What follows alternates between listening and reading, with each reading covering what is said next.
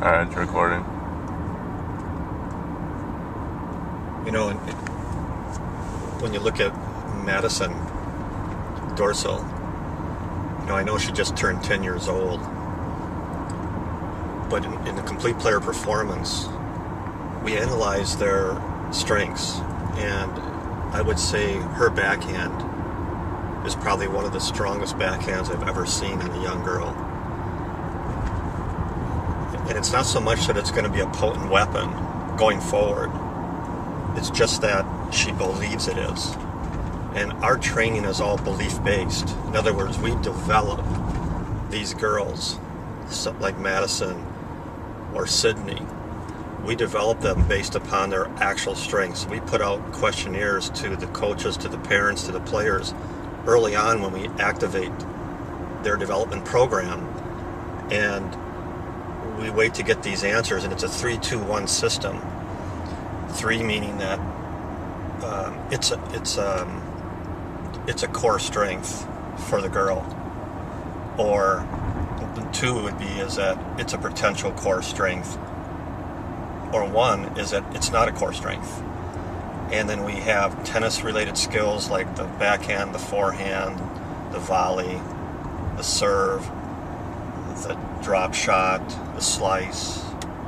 You have the swing volley. And then we have non-core or non-tennis core skills that we have in there too. We do the same 3-2-1 scoring. And then I have the parents fill out the form. I would have the player fill out the form. I would fill out the form. I would usually wait till after the first 4 weeks when I had the opportunity to observe everybody in the team, including the home life. How the parents interact with one another and how they interact with their kids. But and then also in that form we go. So based upon those strengths, whether it's a 3, we want to look at the 3s basically and the 2s, and then we ask them what's the next 5 development skills that they need. And so because everything is built just like a house is built, and you have to have a blueprint. You have to have a blueprint to develop talent. And everybody has the blueprint. I say everybody. Everybody who's meant to be an athlete has a blueprint. And so anyway, this complete player performance core philosophy is strength-based.